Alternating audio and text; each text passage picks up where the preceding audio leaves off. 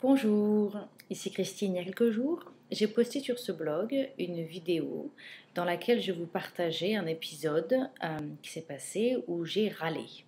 Et certains d'entre vous m'ont envoyé un message en me remerciant et en me disant que c'était bien honnête de ma part de poster une vidéo où je raconte que j'ai râlé sur ce blog qui s'appelle J'arrête de râler. Et je tiens à vous rappeler que vraiment ce blog, c'est pas un blog où moi j'ai les réponses, un blog où moi je sais faire, un blog où je vous donne la leçon. Ce blog, tout d'abord, c'est un blog pour mon chemin à moi, pour moi, mon désir d'arrêter de râler. Et donc j'utilise ce blog pour vous partager mon chemin, pour vous partager ce que j'ai appris, pour poursuivre un petit peu les leçons que moi je tire de ce cheminement. Et évidemment, vous encourager à en faire autant. Mais c'est tout d'abord un chemin pour moi, donc évidemment, pour moi, ça me semble tout à fait naturel de partager avec vous quand je râle. Mais merci de votre soutien, quoi qu'il arrive. Je voudrais revenir un petit peu sur cet épisode où j'ai râlé et vous en dire un petit peu plus. Lever un petit peu plus le rideau sur ce qui s'est passé en moi, parce que je pense qu'il s'est passé des choses très intéressantes. C'est un épisode assez intense, c'est vrai que j'ai un peu perdu l'habitude de râler parce que après avoir réussi à passer 21 jours consécutifs sans râler, je me suis vraiment nettoyée de cette habitude et ça m'arrive de moins en moins souvent de partir en vrille comme ça et de râler.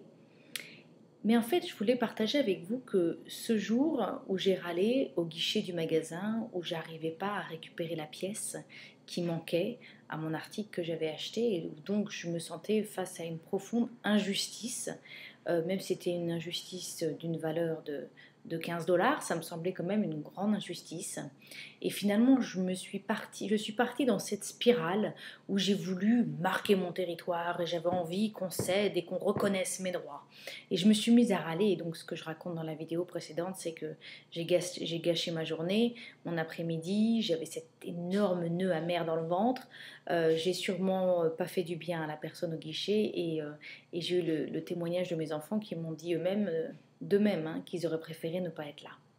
Et ce que je voudrais partager avec vous, c'est que alors que je râlais et que j'étais partie dans cette spirale, je me suis rendu compte qu'en fait, j'ai exagéré les choses. Et j'ai exagéré les faits pour essayer de tirer parti de la situation et pour essayer d'influencer la décision de la personne au guichet. Et j'ai exagéré au point, on peut même dire que j'ai menti. J'ai menti, la personne m'a dit bah oui, mais il aurait fallu que vous reveniez plus tôt pour nous signaler qu'il manquait le produit. Et je lui ai dit bah oui, mais vous comprenez pas, j'habite à 40 minutes d'ici. Et quand j'ai dit 40 minutes d'ici, j'ai exagéré. J'habitais pas vraiment à 40 minutes du magasin. Oui, on peut mettre 40 minutes quand il y a des bouchons, quand c'est vraiment bouché. Mais dans la grande majorité des cas, je ne mets pas 40 minutes pour aller dans ce magasin. Donc j'ai exagéré. Et je trouve ça vraiment intéressant de voir comme parfois, quand on rentre dans cette spirale de râler, on rentre vraiment dans cette spirale négative qui nous amène à faire des choses qui sont vraiment pas liées avec mes valeurs. J'ai pas envie de mentir. Quel est l'intérêt de mentir? Pour 15 dollars en plus? Donc voilà, je ne sais pas trop quoi faire de tout ça, mais je voulais vous dire en toute honnêteté ce qui s'était passé et vous témoigner de cette tendance qu'on peut avoir dans ces moments-là, dans ces moments de frustration, à exagérer les choses au point de déformer la réalité. Je ne sais pas si ça vous parle. Merci de me dire.